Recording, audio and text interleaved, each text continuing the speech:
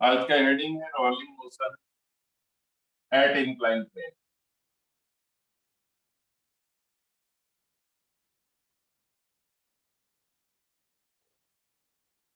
Rolling motion at incline plane आज का heading है। आज का हेडिंग है rolling motion at incline plane. आज का हेडिंग है rolling motion at incline plane. Rolling motion at incline. आज का हेडिंग है rolling motion at incline. Okay, हम इंक्लाइन प्लेन पे रोलिंग मोशन देखने जा रहे हैं। इंक्लाइन प्लेन पे रोलिंग मोशन देखने जा रहे हैं, तो इसके लिए हम कुछ बात करेंगे। अच्छे से देखना होगा, अच्छे से समझना होगा। ठीक है, जैसे एक बात मैं बता दूं, ये बॉडी है, ये इसका सेंटर ऑफ मास। ठीक है, ये बॉडी है, स्फेरिकल हो सकता है, सिलेंड्रिकल हो सकता है, कैसा भी बॉडी है, बट इसका सेंटर ऑफ मास सेंटर पे है, दिख रहा है। अगर कोई इस पे friction applied force, external force, forward direction में अगर कोई इस पे एक्सटर्नल फोर्स अप्लाई किया है, मतलब एक फोर्स अप्लाई किया है अगर tangentially on the top surface, tangentially on the top surface, तो इस केस में ना फ्रिक्शन इधर लगता है, इस केस में फ्रिक्शन इधर अप्लाई होता है। क्यों? क्योंकि जैसे हम टेंजेंशियली फोर्स अप्लाई करते हैं, तो ये बॉडी अब सिर्फ स्लिप नहीं कर रहा है, ये रोटेट करने की कोशिश कर रहा है, ऐसे करने की कोशिश करता है, ऐसे घूमने की कोशिश करता है। तो ऐसे जब घूमेगा तो स्लिपिंग का चांस बैकवर्ड है, तो फ्रिक्शनल फोर्स फॉरवर्ड। जो किसी को समझ में नहीं आया, याद भी रख सकते कि अगर हमने टॉप सरफेस पे कोई फ्रिक्शन अप्लाइड फोर्स अप्लाई किया है, अगर हमने टॉप सरफेस पे कोई फोर्स अप्लाई किया है, तो उस पे फ्रिक्शनल फोर्स फॉरवर्ड डायरेक्शन में होगा, अगर इस टाइप से अप्लाई हुआ है।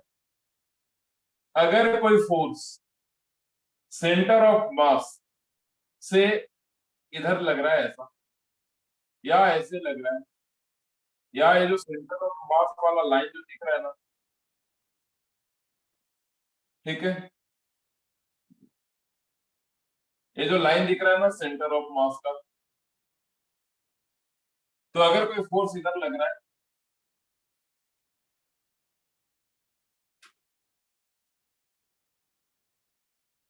या कोई फोर्स इधर लग रहा है, या कोई फोर्स इधर लग रहा है,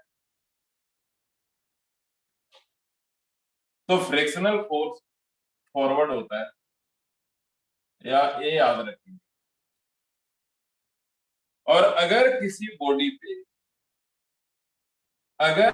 बॉडी पे फ्रिक्शनल फोर्स सेंटर ऑफ मास वाले पॉइंट के लाइन में ही है, मतलब इधर है फ्रिक्शनल अप्लाइड फोर्स, या अप्लाइड फोर्स मान लो इधर है, या अप्लाइड फोर्स इधर है, मतलब इन बिटवीन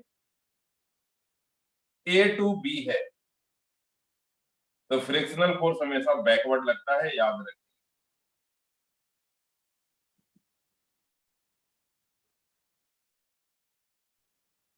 और इमेजिन भी करेंगे।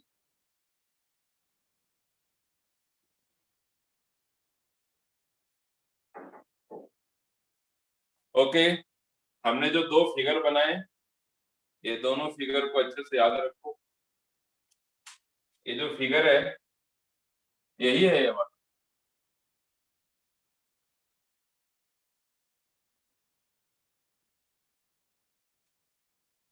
कि अगर हमने सेंटर ऑफ मास से अबव वाले लाइन, सेंटर ऑफ मास से अबव अगर हमने अप्लाइड फोर्स लगाया है, तो फ्रिक्शनल फोर्स फॉरवर्ड होगा रोलिंग मोशन में।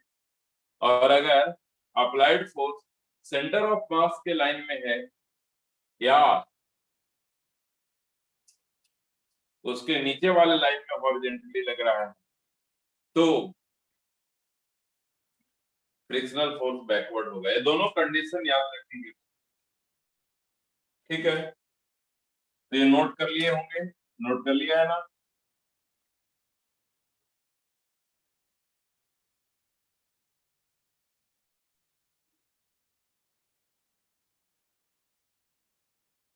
नोट कर लिया है ना?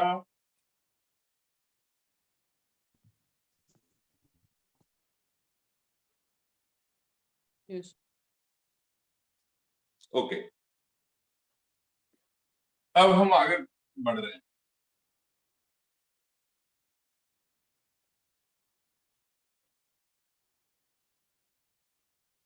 ये रोलिंग मोशन का एक पॉइंट बचा हुआ, तो अब हम, लेकिन मेरा जो हेडिंग है, वो मेरा जो हेडिंग है वो क्या है? Rolling motion on incline, rolling motion on incline.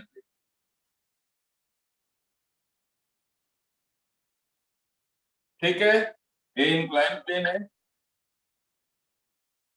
ये इंक्लाइन प्लेन है जिसका पे एक बॉडी रखा है जिसका मास m और रेडियस r है, और एक angle of inclination of the incline plane is theta. Angle of inclination of incline plane is theta, mass of the body is m and radius of the body is r। इतना given है। सभी लोग figure draw करेंगे।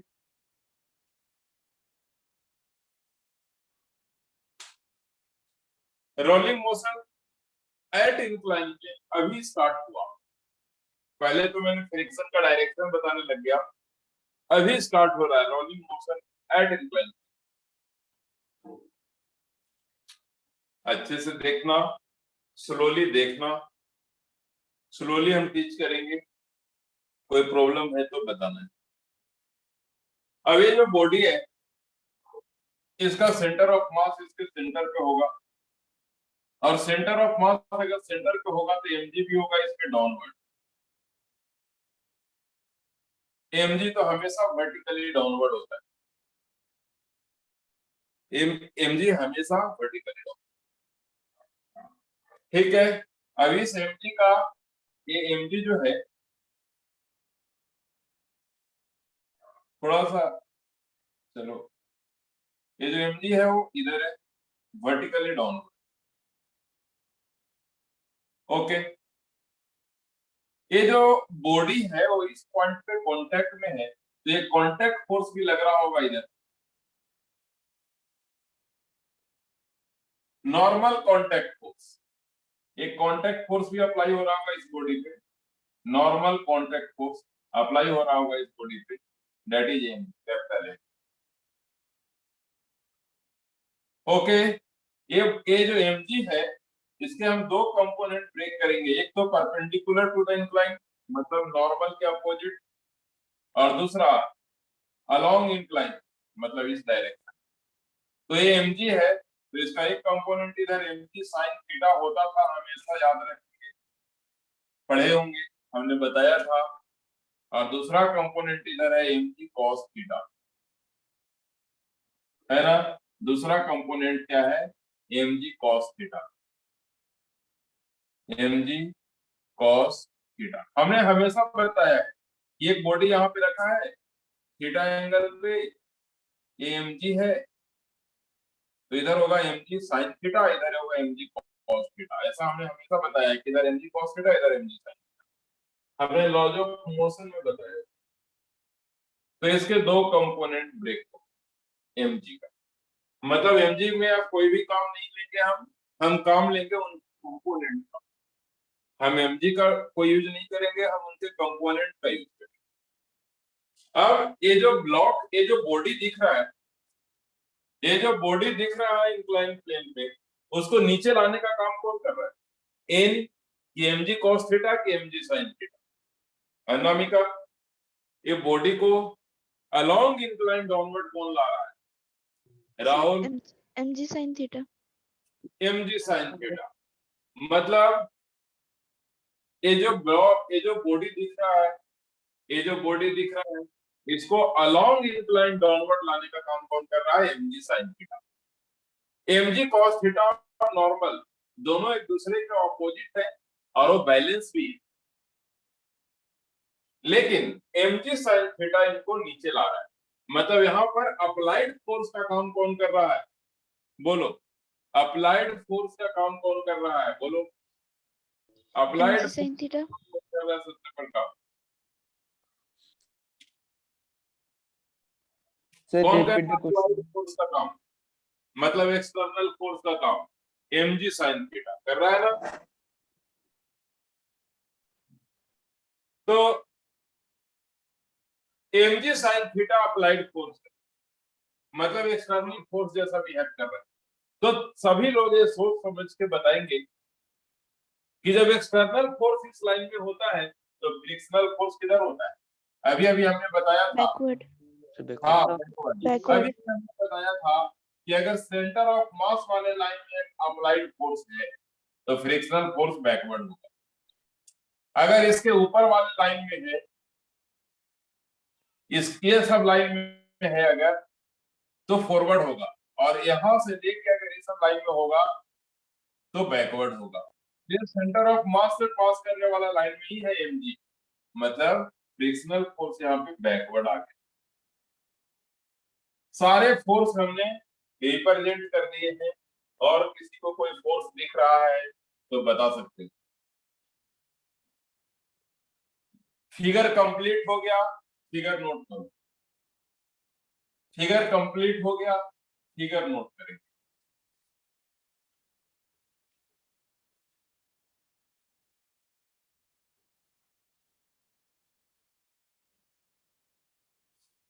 Okay, figure note.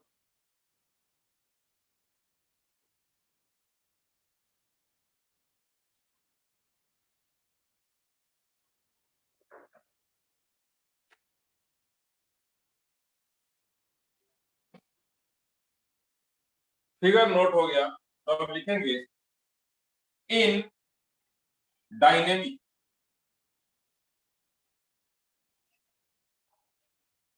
in dynamic of linear motion, in dynamic of linear motion, in dynamic of linear motion, in dynamic of linear motion, in dynamic of linear motion, in dynamic of linear motion, net force क्या होता है? Static में क्या होता है? Zero. Static मतलब equilibrium, static का मतलब है कि इक्विलिब्रियम, और इक्विलिब्रियम का मतलब होता है net force zero.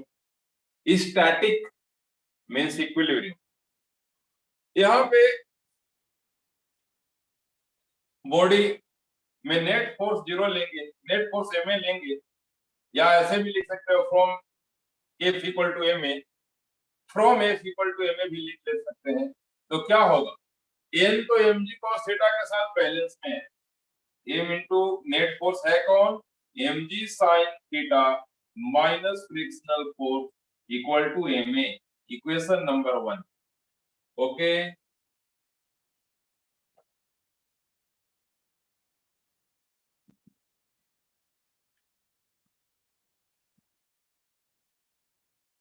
Okay, mg sin theta minus f, mg sin theta minus f मतलब minus frictional force equal to m into a।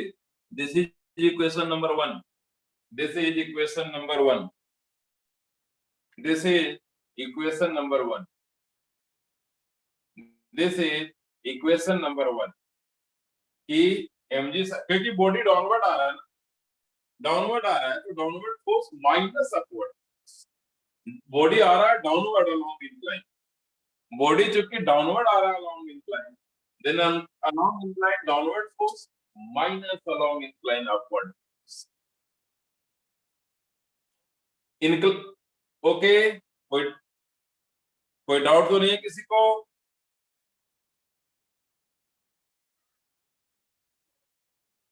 हो सर। ओके, तो एक इक्वेशन तो हम लोगों ने लिख लिया, अब एक और इक्वेशन लिखेंगे टॉर्क से। तो लिखेंगे from torque equal to I alpha, क्या लिखेंगे, from torque equal to I into alpha, from torque equal to I into alpha. अगर बॉडी रेस्ट में है, अगर बॉडी इक्विलिब्रियम में है, तो टॉर्क किसी भी पॉइंट के अबाउट ले सकते हैं। अगर बॉडी इक्विलिब्रियम में है तो किसी भी पॉइंट के अबाउट टॉर्क ले लोगे तो जीरो ही आएगा। अगर कोई बॉडी इक्विलिब्रियम में है, रेस्ट में है, तो किसी भी पॉइंट के अबाउट उसका टॉर्क जीरो ही होगा। इसीलिए हम किसी भी पॉइंट के अबाउट टॉर्क ले सकते थे। अगर बॉडी इक्विलिब्रियम में है तो किसी भी पॉइंट के अबाउट टॉर्क ले सकते थे, लेकिन अगर बॉडी इक्विलिब्रियम में नहीं है, मोशन में, तो हमको किसी भी पॉइंट के अबाउट टॉर्क नहीं ले सकते। अगर बॉडी मोशन में है तो उस पॉइंट के अबाउट टॉर्क लो जिससे वो रोटेट कर रहा है। अगर कोई बॉडी रोटेशनल मोशन में है तो उस पॉइंट के अबाउट टॉर्क लेंगे जिससे वो रोटेट कर रहा है। तो रोटेट कर रहा है अपने सेंटर के अबाउट, वो अपने सेंटर के अबाउट में बॉडी रोटेट कर रहा है, ऐसे ऐसे हो रहा है। गाड़ी के जो व्हील होते हैं वो अपने सेंटर के अबाउट रोटेट कर रहे हैं। तो हमको यहाँ पर सेंटर के अबाउट टॉर्क लेना होगा। सेंटर के अबाउट टॉर्क लेंगे तो किसका किसका टॉर्क फाइंड करना पड़ेगा, ये बताएगा राहुल। बोलो राहुल, किसका Yes. किसका टॉर्क फाइंड करना पड़ेगा?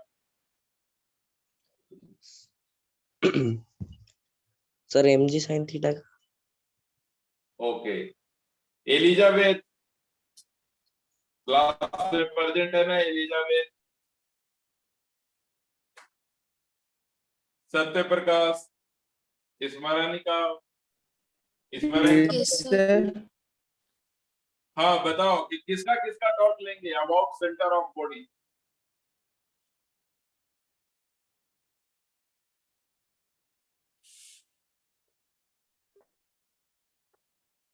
स्मरणिका बताएगी, बोलो। अरे हमने Sir? अभी तक, हाँ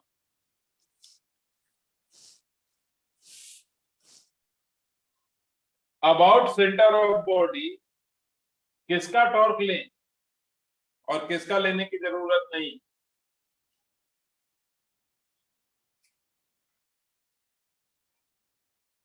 अच्छा एक बात बताओ, अगर हमने सेंटर के अबाउट टॉर्क लिया, अगर हमने इस सेंटर के अबाउट टॉर्क लिया, इस अगर सेंटर के अबाउट हमने टॉर्क लिया, तो इनका टॉर्क कितना, mg cos थीटा का टॉर्क कितना और mg sin थीटा का टॉर्क कितना?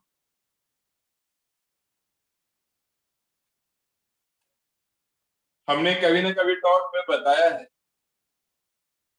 कि जिस पॉइंट के अबाउट टॉर्क लेते हैं, जिस पॉइंट के अबाउट टॉर्क लेते हैं, जिस पॉइंट के अबाउट टॉर्क लेते हैं, और अगर उसी पॉइंट से सब फोर्स पास करे तो इनका टॉर्क जीरो हो जाता है।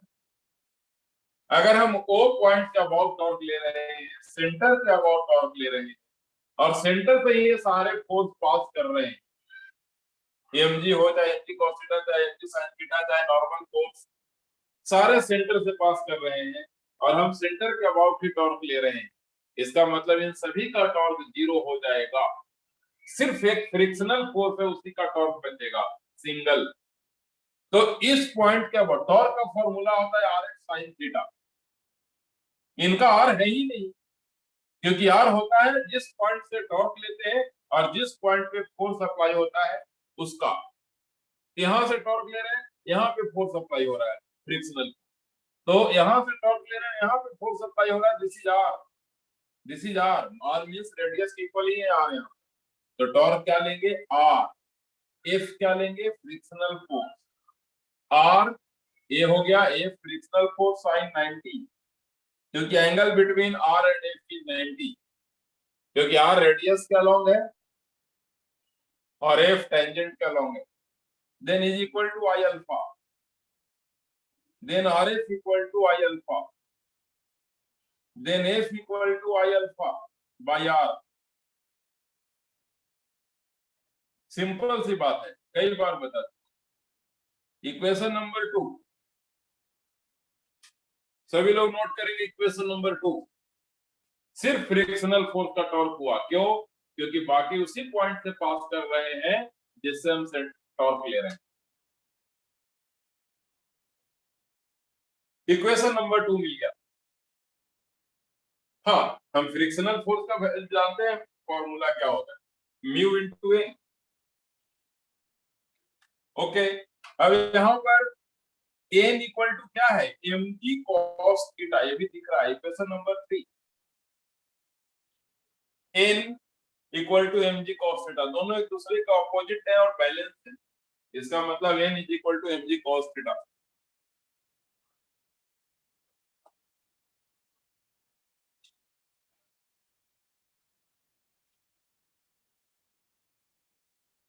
नोट हो गया। और एक इक्वेशन और बनेगा, एक इक्वेशन, ये तो इक्वेशन हम नहीं भी बनाते तो चलता, ये हम डायरेक्ट यूज कर सकते थे इनको एम जी कॉस थीटा, लेकिन लोग भूल ना गए हो इसके बनाना पड़ा। और एक और इक्वेशन है कि जब प्योर रोलिंग होता है, प्योर रोलिंग जब होता है तो in pure rolling, in pure rolling, in pure rolling A equal to are alpha, हमने पढ़ा है A equal to are alpha, हमने प्रीवियस क्लास में पढ़ा है कि in pure rolling A equal to are alpha. This is equation number 4।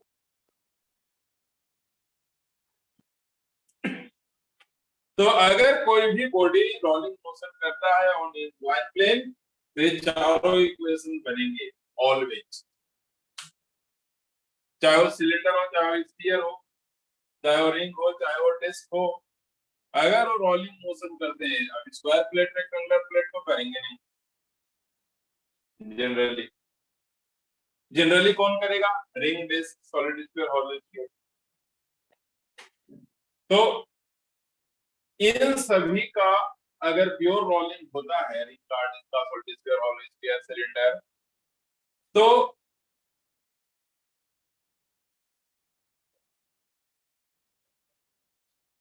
यही 4 equation form होंगे ऑलवेज, याद रखो। किसी को डाउट है इस इक्वेशन में?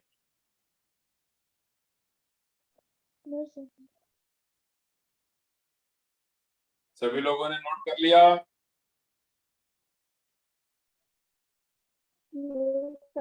Yes sir. Yes sir. Yes, sir. Okay,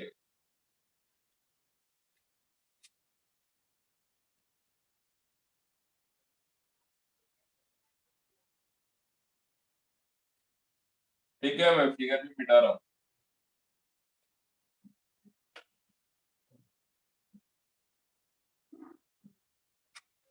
अब हम क्या लिखेंगे,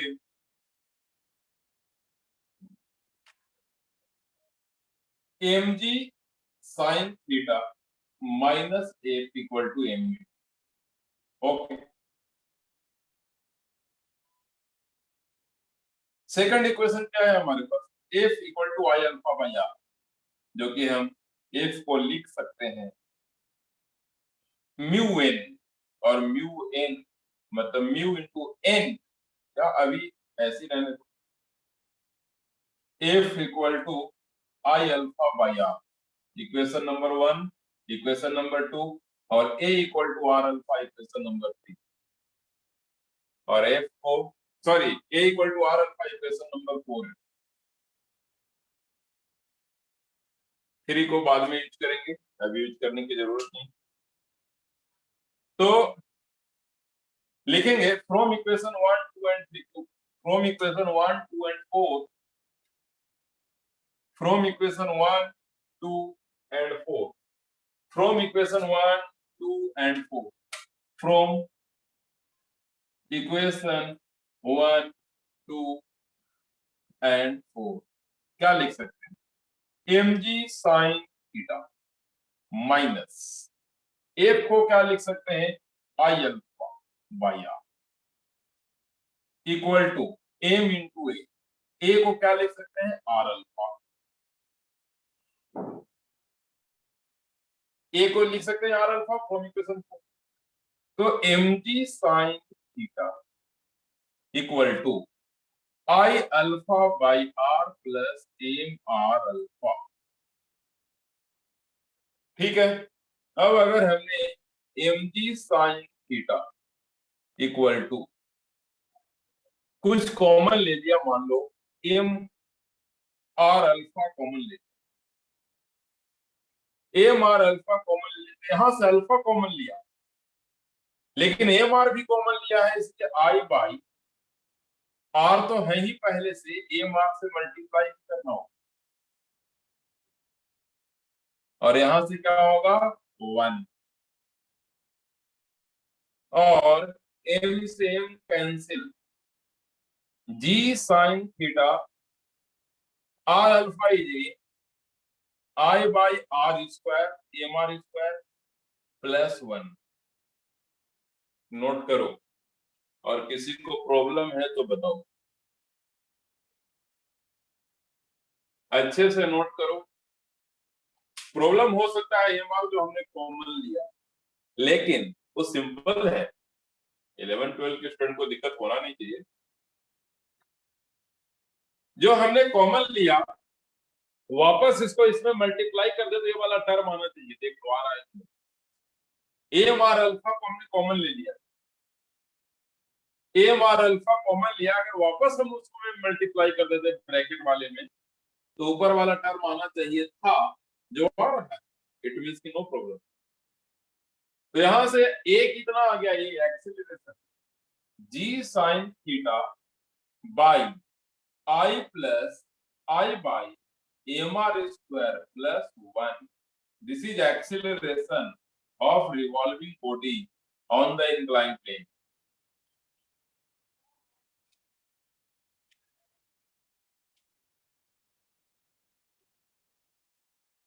ठीक है, एम आर स्क्वायर।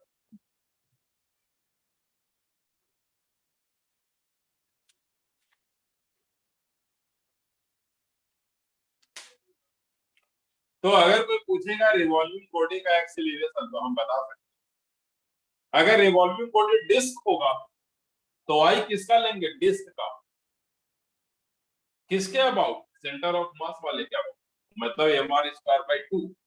अगर बॉडी रिंग होगा तो ये किसका लेंगे, रिंग का, that is M are square about centre of mass.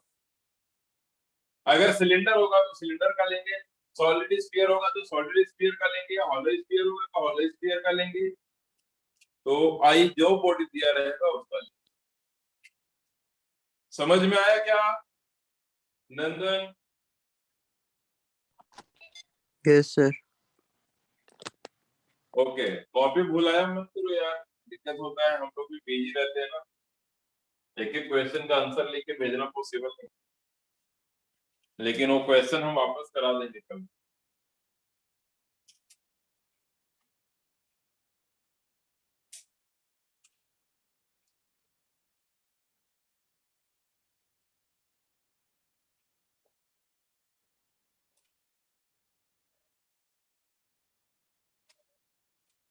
Note हो गया?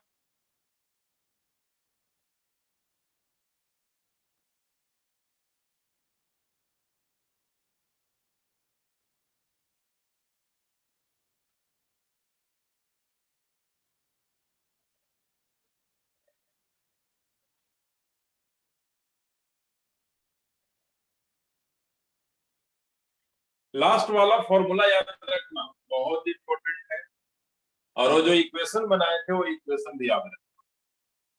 बाकी ये जो डेरिवेशन है नहीं भी याद रखेंगे चलेगा, प्रॉब्लम नहीं, रखेंगे तो और अच्छी बात, लेकिन अगर ये फॉर्मूला याद रखेंगे तो भी काम हो जाएगा। नहीं,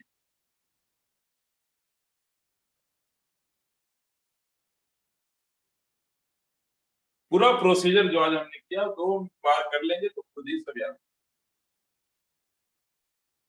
ना, नोट हो गया? Yes, sir. तो एक क्वेश्चन लिखो जरा, if if if if if mass and radius of if mass and radius of if mass and radius of ring, disk, solid sphere, hollow sphere are same. If mass and radius of ring, disk, solid sphere, hollow sphere are same.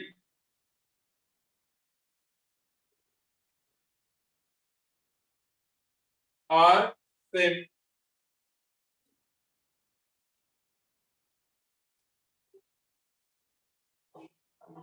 And they are in pure rolling motion. They are in pure rolling motion at inclined plane. They are in pure rolling motion. And they are in pure rolling motion. They are in pure rolling motion at inclined plane. They are in pure rolling motion at inclined plane. Then calculate.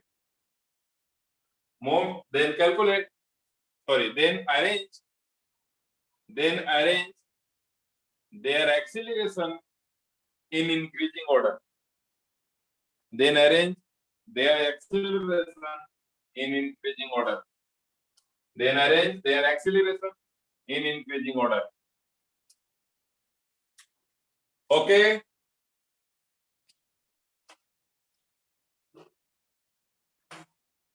हमने बोला कि ring, disc, solid sphere, hollow sphere के mass और radius same है और वो rolling, pure rolling motion में है इंक्लाइंड प्लेन पे। तो उनके एक्सीलरेशन को अरेंज करो इंक्रीजिंग ऑर्डर में।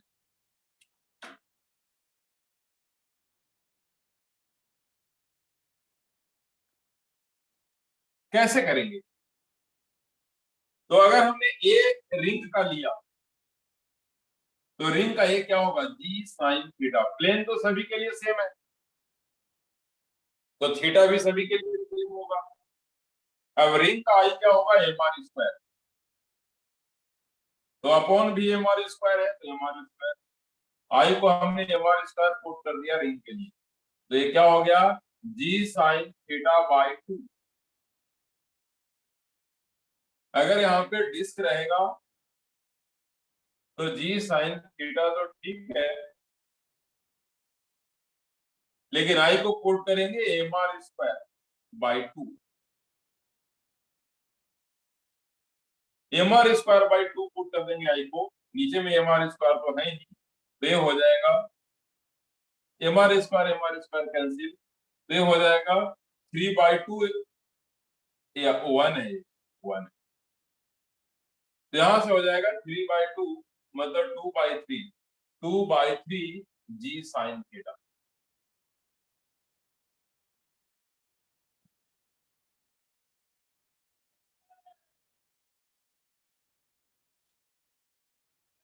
ठीक है।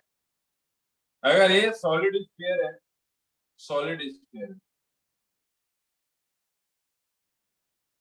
तो जी साइन थीटा बाई एम आई को क्या लेंगे? एम सॉलिड स्फीयर का क्या होता है? 2/5 एम आर स्क्वायर आई तो 2/5 M are square by M R square plus 1 ये क्या हो जाएगा? एम आर स्क्वायर कैंसिल ये हो जाएगा 7/5 5/7 M R 5/7 G sine theta.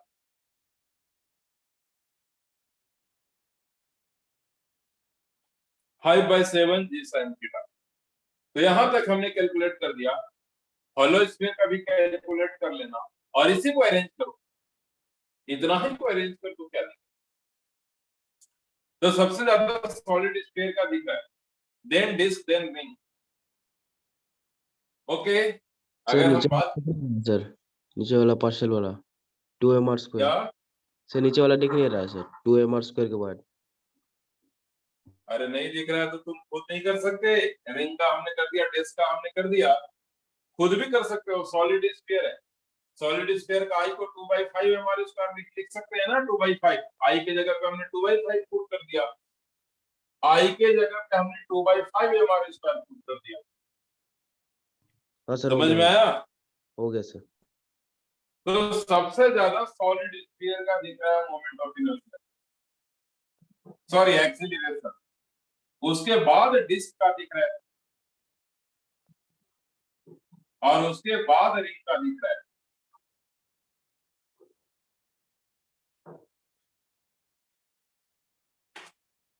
यहां पे एक मैं बात बोलना चाहूंगा कि जिसका आई ज्यादा है उसका एक्सीलरेशन कम है।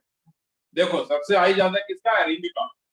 रिंग का आई mr स्क्वायर, रिंग का आई पूरा का पूरा mr स्क्वायर है, लेकिन रिंग का आई पूरा का पूरा mr स्क्वायर है, जबकि डिस्क का क्या है? mr स्क्वायर बाई 2, मतलब रिंग का हाफ। अब सॉलिड स्फीयर का क्या है? उससे भी कम है मोमेंट ऑफ इनर्शिया, क्योंकि 2/5 होता है 0.4। तो कहने का मतलब है कि मोमेंट ऑफ इनर्शिया घटता जाएगा तो एक्सीलरेशन बढ़ता जाएगा, क्योंकि मोमेंट ऑफ इनर्शिया यहाँ डिवाइड हो रहा है ना, सिंपल सी बात। समझ में आया क्या? हॉलो स्फीयर का बाद में कर लेना, जब 3 का हमने कर दिया तो बाकी का खुद भी कर सकते, नीचे जगह नहीं है इसलिए हमने छोड़ दिया, खुद भी कर सकते।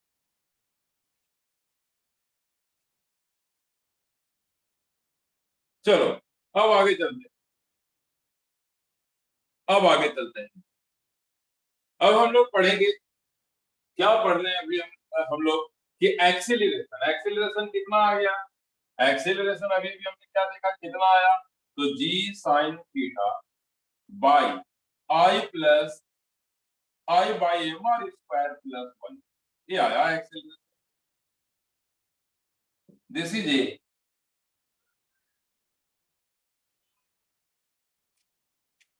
है ना? ये एक्सीलरेशन आ गया किसका? ये एक्सीलरेशन किसका है? रिवॉल्विंग बॉडी का, प्योर रोलिंग बॉडी का। ये जो एक्सीलरेशन आया वो प्योर रोलिंग बॉडी का है, जो इंक्लाइन प्लेन पे रोल कर रहा है।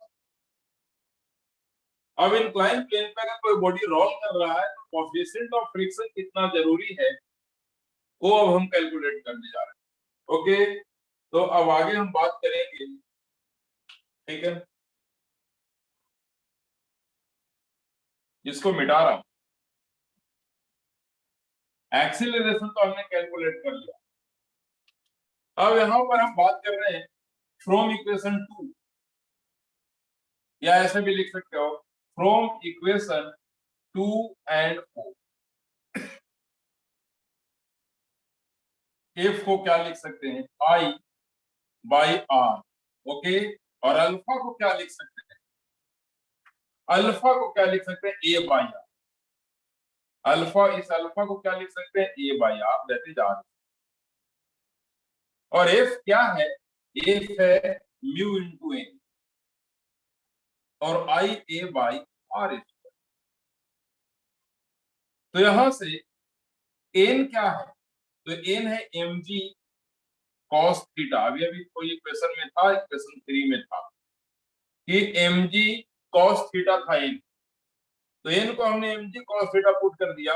आई बाई आर स्क्वायर तो ठीक है, लेकिन ए को हम पुट करेंगे g sine theta by I by M R square plus 1। Note करो इसको।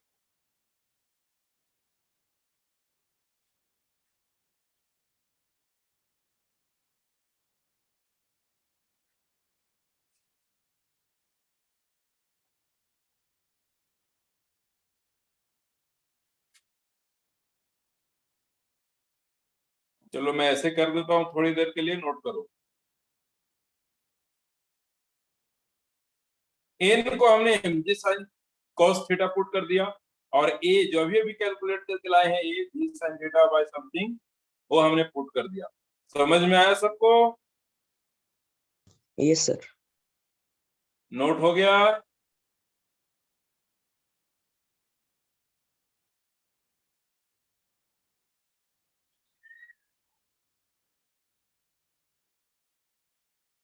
Yes, sir. और फ्रॉम इक्वेशन 2 एंड 3, 2 एंड 4 यहां से नोट करना है, क्योंकि ऊपर वाला इक्वेशन तो ऑलरेडी नोट है ही सब।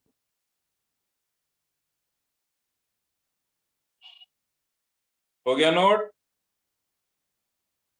Yes, sir. Yes, sir. चलो, तो अब हम आगे बात करते हैं, अब हम आगे यूज करेंगे इसका।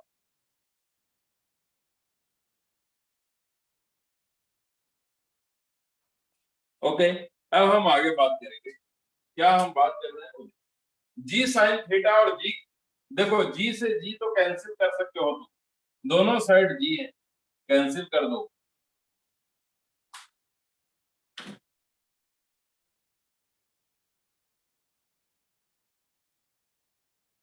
दोनों साइड जी है, वो तो कैंसिल कर सकते हो।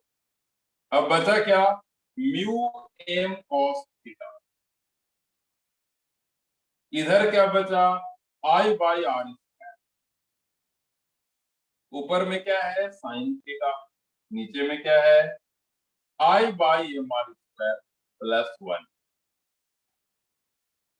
ओके, अब देखो इधर, ये जो म्यू है वो तो रहने दो, आई ऊपर में है वो भी रहने दो, sine theta by are square, ठीक है, into I by M R square plus 1, ठीक है।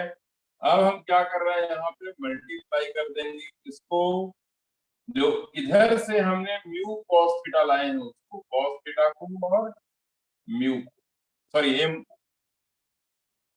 एम। तो देखो म्यू इक्वल टू क्या हो गया? साइन बाई कॉस टेन हो जाता है, तो tan theta, tan theta. Okay, I भी है तो आई रहने दो, अपॉन आई भी है तो आई रहने दो, इसमें कोई दिक्कत नहीं। अपॉन ये जो आर स्क्वायर है इसको अंदर ले जाएंगे, ये एम आर स्क्वायर को अंदर ले जाएंगे, एम इंटू आर स्क्वायर को अंदर ले जाएंगे, तो ये क्या बचेगा? आई प्लस एम आर स्क्वायर, और कॉस तो टेन हो गया, साइन कॉस मिलके। तो मुझे नहीं लगता कि किसी को प्रॉब्लम होगा अभी तक। और इस आई को नीचे ले आएंगे तो mu equal to tan theta by I plus M are square. ये तो ठीक है, इसको आई से डिवाइड कर देंगे क्योंकि आई नीचे लेके आए, आता ही है। तो ऊपर में क्या हो जाएगा? Tan theta by 1 plus M are square by, this is mu, मतलब म्यू का फॉर्मूला आ गया tan theta by 1 plus M are square by, मतलब प्योर रोलिंग के लिए टेन म्यू कितना होना चाहिए? प्योर रोलिंग के लिए म्यू कितना होना चाहिए? Tan theta by 1 plus M are square by.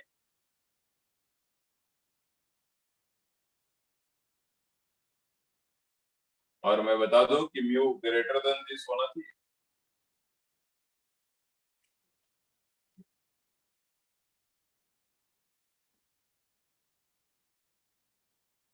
अब यहां देखो y नीचे आ गया है, ओके, तो इस केस में म्यू किसका ज्यादा होगा? रिंग का। फिर किसका ज्यादा होगा? बोलो, डिस्क का। फिर किसका ज्यादा होगा? Solid disc. दोनों का तो हम देख ही नहीं रहे।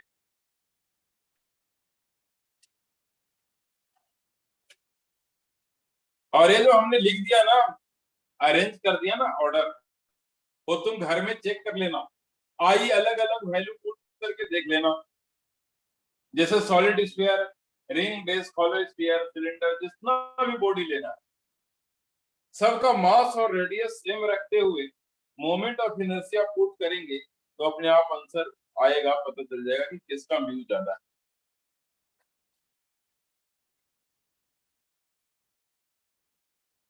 ठीक है, नोट हो गया?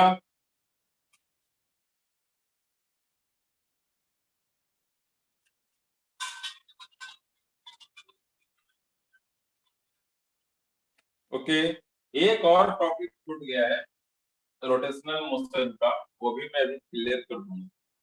देखो सभी लोग, मैं बता दूं, आजकल का जो फॉर्मेट है उसमें फॉर्मूला याद रखोगे तो काफी होगा। tan theta by 1 plus mr square by I. Derivation को याद नहीं रखने की जरूरत है, डायरेक्ट ये फॉर्मूला याद रखना है, यही मेन काम का है।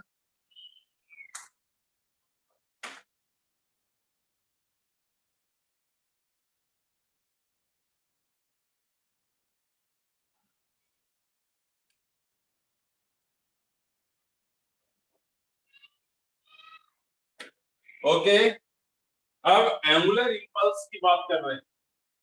हेडिंग ले लो, एंगुलर इंपल्स। ये छूट गया था, इसको भी कंप्लीट कर। Angular impulse, angular impulse, topic name angular impulse. तो हमने लीनियर में इंपल्स बताया हुआ है। लीनियर में हमने इंपल्स बताया हुआ है, क्या बताया हुआ है? एफ इंटू टी या F into time interval, this is a vector quantity, ऐसा हमने बताया हुआ।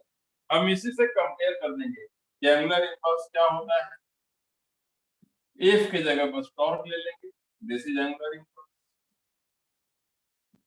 Okay, this is angular impulse. मतलब अगर एंगुलर इंपल्स फाइंड करना है तो टॉर्क और टाइम इंटरवल को मल्टीप्लाई। ओके, हमने लीनियर में इंपल्स में भी बताया था कि change in momentum is equal to impulse. तो यहां पर भी change in angular moment, angular impulse है तो एंगुलर मोमेंटम लेंगे, और अगर इंपल्स है तो मोमेंटम लेंगे। Linear impulse linear momentum, angular impulse तो angular momentum. Change in angular momentum is also equal to impulse. Okay, third point जो हम इसमें बात करेंगे कि जो एरिया होता है ना, एरिया किसका? टॉर्क और टाइम ग्राफ का। एरिया किसका? टॉर्क और टाइम ग्राफ का, वो इंपल्स होता है। वहां पर भी ऐसा होता था, फोर्स और टाइम ग्राफ का एरिया इंपल्स होता था, लीनियर इंपल्स। यहाँ पर टॉर्क और टाइम ले रहे हैं तो एंगुलर इंपल्स। ये तीन फॉर्मूला से इंपल्स के सारे क्वेश्चन हम कैलकुलेट कर सकते। समझ में आया सबको? Yes sir. Yes, sir. Okay, और कहने का मतलब है कि इंपल्स मिलेगा या तो टॉर्क से या तो एंगुलर मोमेंटम से, और ये दोनों चीज हमने पढ़ लिया है, इसलिए प्रॉब्लम होगा नहीं। मुझे नहीं लगता प्रॉब्लम होगा, क्योंकि हम लोगों ने दोनों चीजें पढ़ा है।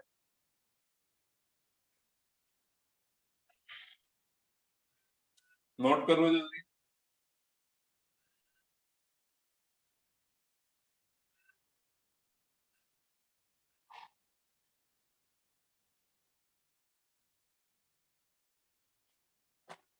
ओके, अब छोटा सा एक और पॉइंट छूटा है जो आज लास्ट हो जाएगा, 2 मिनट में फिनिश हो जाएगा।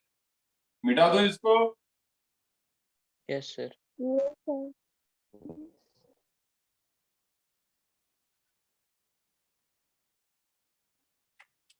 हमने पढ़ा है ना लॉज ऑफ मोशन में conservation of linear momentum.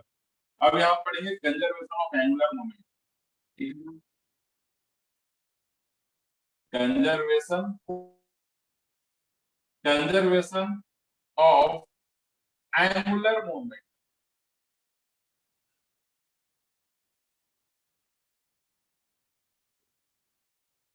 Conservation of angular moment, conservation of angular moment, conservation of angular moment, conservation of angular momentum, conservation of angular momentum, conservation of angular momentum लिखेंगे।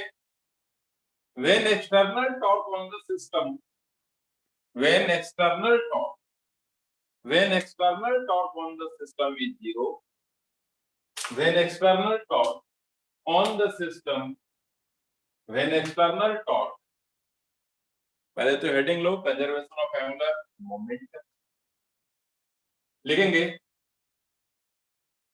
when external torque on the system is equal to 0, then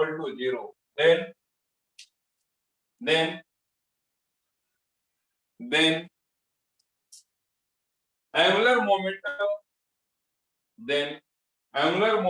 of that system is conserved. Angular momentum of that system is conserved. हमने क्या बोला कि if torque external, force external होगा तो linear moment, torque external torque अगर 0 है, then angular momentum का initial value और एंगुलर मोमेंटम का फाइनल वैल्यू सेम होगा। अगर टॉर्क एक्सटर्नल 0 है, एक्सटर्नल टॉर्क 0 है सिस्टम का, तो इसका इनिशियल और फाइनल एंगुलर मोमेंटम सेम होगा। ठीक है, तो एक प्रूफ जरूरत नहीं है, लेकिन एक लाइन में होगा प्रूफ कि हम लोग क्या जानते हैं। हम लोग जानते हैं कि जो टॉर्क होता है एक्सटर्नल टॉर्क, वो होता है dl/dt according to Newton second. जैसे फोर्स होता है dp/dt, वैसा ही टॉर्क होता है dl/dt। इफ एक्सटर्नल टॉर्क को हमने कर दिया 0, देन dl/dt क्या हो जाएगा 0, मतलब dl क्या हो जाएगा 0, मतलब L final equal to L initial. Proof हो गया। तो आज इतना ही हम रखेंगे। अब ये चैप्टर फिनिश हो गया और हम मंडे को वेडनेसडे को स्टार्ट करेंगे ग्रेविटेशन।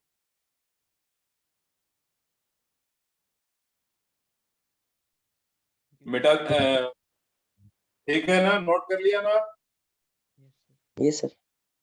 ओके, अब मिलेंगे वेडनेसडे को। सर ये आगे से पढ़ रहे थे सर। Thank you. क्या बोल रहे हो? सर ये आगे से पढ़ा चुके हैं एक बार। पढ़ा चुके हैं क्या? Yes sir. हो सकता है, मेरे दिमाग में नहीं।